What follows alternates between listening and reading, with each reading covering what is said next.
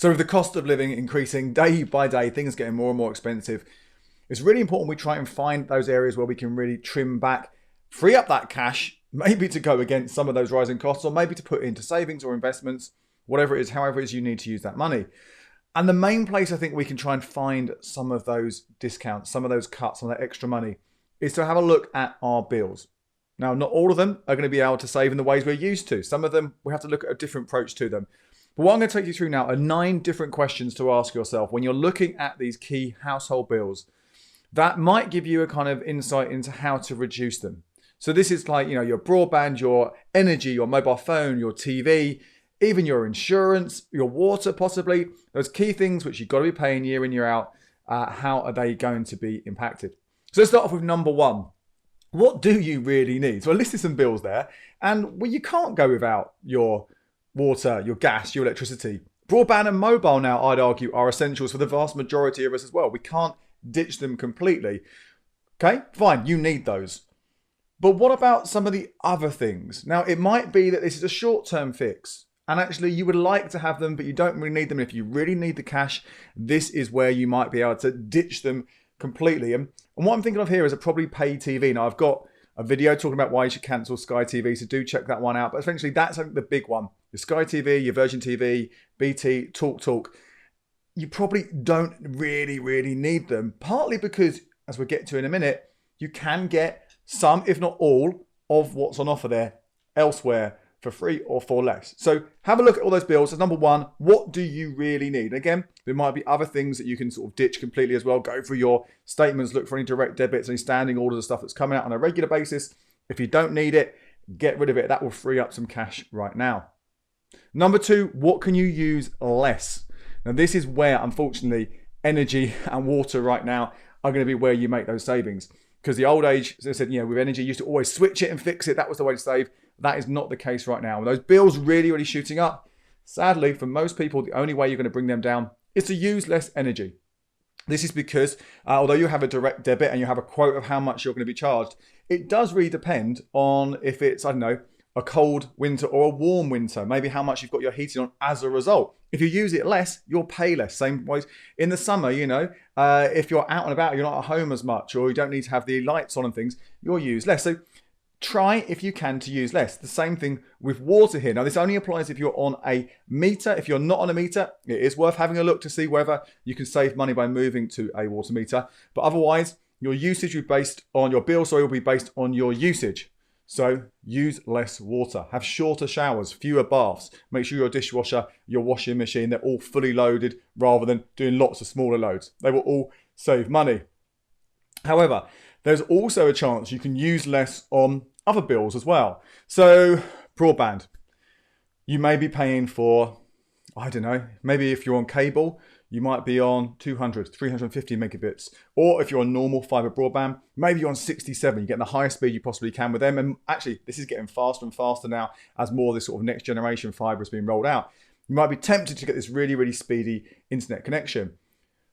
You might need it, okay? And if you need it, that's fine. But if you don't, you are overpaying for something. You could use a lower speed and get what you need from that. So have a look again, go online, look at some sort of calculators that estimate how much you need for what you do.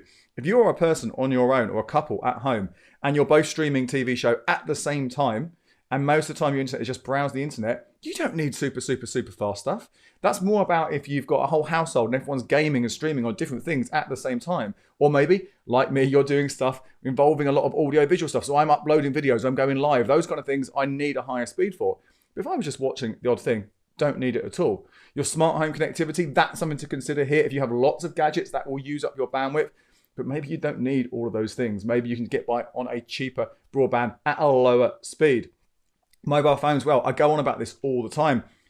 What the networks do now, because they're going to give us unlimited minutes and unlimited text messages, they know we don't need them. They try and upsell us on data. And they'll say, look, you can get 30 gig for 15 quid. Unlimited for, £30 a month, whatever it might be. It sounds fantastic. Compared to what you've been paying previously, those higher data allowances sound fantastic, but you probably don't need it. So again, have a look at these things. Can you use less? And particularly when it does come to your mobile data, If you're at home or at work, connect to the Wi-Fi, okay? You're paying for it anyway. Connect to your Wi-Fi, use it there. If you're downloading music, downloading films, do it on Wi-Fi rather than streaming them live or download them on your mobile connection. Again, reduce how much you need. Most people aren't going to need more than 5, 6, 7, maybe 10, 12 gigabytes at most, but really most of us are overpaying for it if we have it. Now, if you're paying for your landline again as well, see if you can get rid of that. If you don't need it, if you don't ever use it, if you don't even collect your phone anymore, again, see if you can ditch it. And if you can't ditch it, because sometimes we know that the broadband, bizarrely, is cheaper when you come with a landline, don't pay for things like call packages. Don't pay for call waiting or voicemail, any of those things that come with it. If you're not using your phone, your landline phone, don't pay for those extras. Let's go back to TV as well. I said maybe you can axe it completely, but maybe you don't want to do that. Maybe you can't do that because you need it just because you don't have the decent enough broadband for streaming, whatever it might be.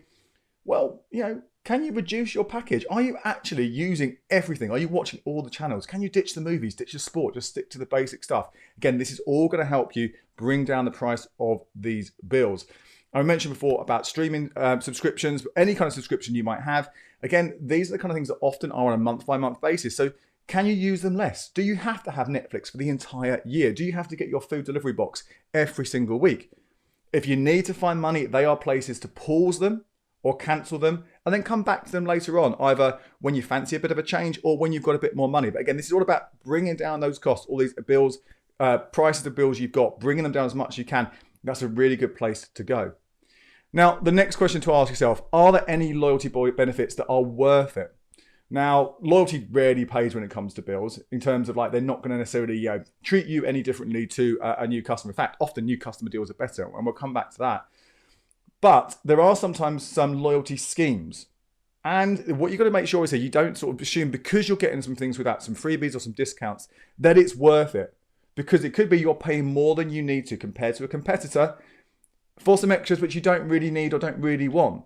So it's all well and good Sky giving you a free movie every couple of months or something. But do you really want that movie? And have you already got it on a streaming service that you can just watch it another time, or who knows? Or let's say Vodafone is giving you some free popcorn or whatever it is, or free hotel chocolat. That's lovely. But are you overpaying for that SIM just for some things which you wouldn't normally get? Would you actually be happy going out and getting a cheap dairy milk on offer rather than the posh chocolate? Bear that all in mind. But sometimes this is worth getting those freebies, these extras that come with particular sort of loyalty programs, or sticking with a particular company or network, because maybe it is giving you an extra discount. So a good example here is roaming, data roaming on your mobile phone. Some of the big networks have said, well, I'm not going to do European roaming. And in fact, they've stopped doing European roaming already. But if you go to Europe once or twice a year on a holiday, you could find that the extra charges that come into that, and there are caps and stuff, so do your research on what the different ones charge you. But you could find that those extra charges, actually, you'd be better off going to a different network, which might be more expensive every month by £1 or something every month more, £12 over a year, but you get that included and you save overall. And again, some of them personally, I really like O2 at the moment because I get a free Odeon ticket every single week.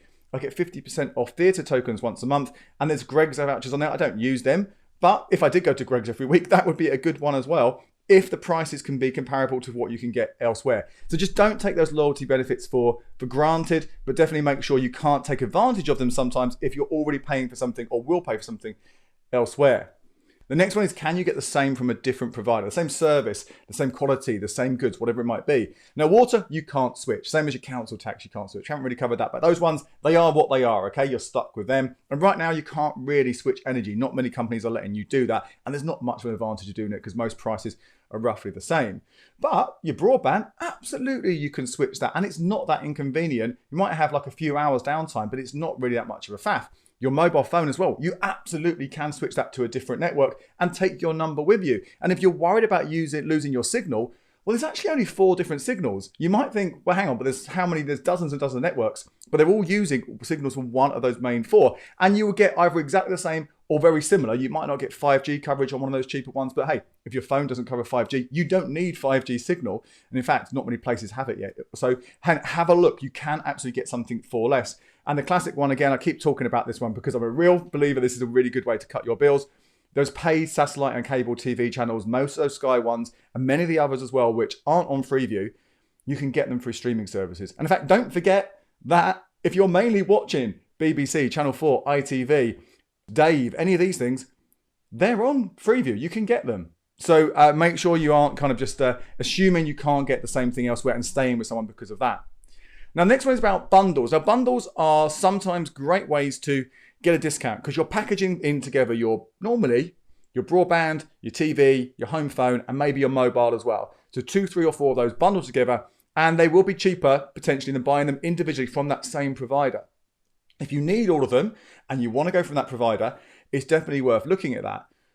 But don't forget as well, you don't have to stick from all those providers. You don't have to get all those things. You might be able to get just broadband over here, just mobile over there. Ditch the landline, as I mentioned, ditch the pay TV. There's no point bundling if you can get them for less separately.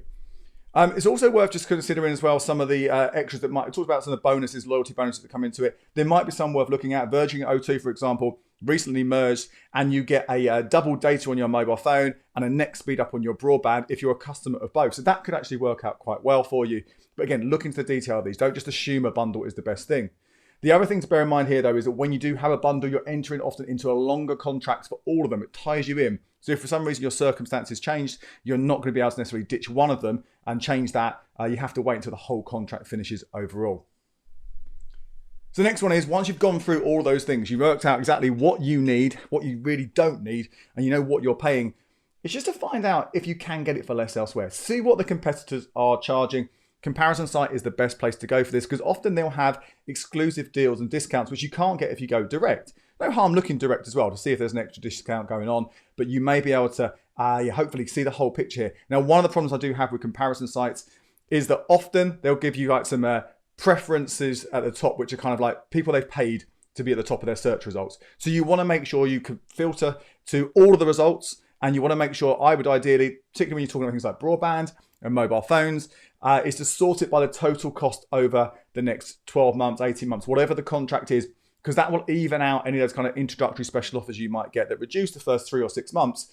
And that actually isn't really what you'll pay overall. So search by that, and they are a great way to get a decent price, at least an idea of what charges could be if you were to switch and go elsewhere. As I said, sadly, that's not really working for so much now for energy, but certainly those other utilities is absolutely worth looking at that, and insurance as well. Make sure you do a comparison there. Now, once you've done that, you've got those prices. The next one is to ask is, are there any extra discounts for new customers? In addition to those ones that might come up on the website or on the comparison sites. Often this is via a cashback site or a voucher code site. And there may be, particularly when we talk about your mobile phone and your broadband and your TV. If you're getting paid TV, I still think you should ditch it. But we could be looking up to 100 quid, maybe more than 100 quid in cashback or in a voucher code, or giving you a kind of a Amazon voucher or something to spend if you sign up on top of those prices. Great thing. That's why I've always in the past have been a new customer rather than being with the same company, always been a new customer. Apart from the last few years where I've used this next one, the next question, can you haggle the price down? Now, a lot of these companies, again, not your energy, not your water, not your council tax, but your phone, your broadband, your TV, potentially even your insurance as well. Once you've got a good idea of what price are available outside, get on live chat or get on the phone. I prefer live chat because if they're keeping you on hold, you can get on with something else at the same time. But sometimes it is better to talk to a person, get on the phone to them and say, look, I've found a cheaper price. I'd like to give my notice, like to leave. They will offer you most of the time a discount. Don't take that first offer. Get them to push you through to a disconnection or a retention team. They're going to have the ability there most of the time to give you an even better deal. And if that sounds good to you, if you like that, and you would like to, maybe if it pays a little bit more or doesn't have that cash back for new members I mentioned before, but it takes out some of that inconvenience of switching. Again, it's not a faff to switch. I think you should do it, but sometimes for the sake of 10 quid over a year, you go, do you know what, I'll just stay put with what I've got. Then take that offer up, maybe do that. Bear in mind, you will be entering into a new contract. Could be 12 months, 18 months, 2 years. So just make sure you're aware what that is because it will lock you in later on if you want to make further changes. But this is, again, something that can be great. Or you can push it a step further. I've done in the past, no, I don't want that offer. I've given my notice. Often that's around 30 days, but check what it is for whatever bill it is you're talking about here. And a few days later, they phoned me up and they've said, oh, Mr. Webb, we don't want you to go. How about this deal? And even an extra level of discount that's been available to me. Hasn't always happened. And if I wanted to stay with a provider, I've just got on the phone and cancelled the fact that I wanted to leave them and taken them up on the offer that they offered me previously. So again, it's how much you want to push this, but it's worth giving it a go. And if it doesn't, if there's nothing good there at all, and you do want to leave, remember you can switch those deals. You've already done that research. You know where you're going to get that best price. But there is one thing that might come into this question to ask.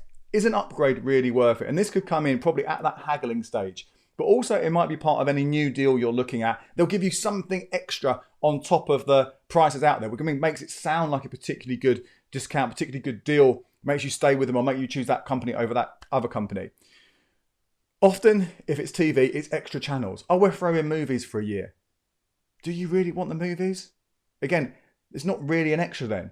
Maybe it's extra data. We've already spoken about that, mobile data. You don't need more data. There's no point in them giving you it if it's going to cost more. You're better to stay firm and say, no, I don't want these extras. I want a discount on the price for what I actually want. I want that to be reduced. Now, if it's exactly the same price, they can't go any further, and maybe it's an extra gig or two. There's no harm taking it. But ultimately, price should be your focus here. And do you know what? Actually, there is one more that I want to talk about here, and it won't apply to all of the different bills you've got out there. But just check you're not entitled to any kind of benefit of anywhere, where particularly it could be maybe around energy or council tax. You can get a discount, maybe broadband as well. If you're on a low income, that is possible to get from places like BT and Virgin, and very, very, very cheap broadband only offering. Again, have a look at those things. Do your research. Great website entitled to that one. There you go. My name is Andy Webb. Thank you so much for watching. Let me know what bills you're switching in the comments below. Hit like as well, and here are some more videos you might find useful.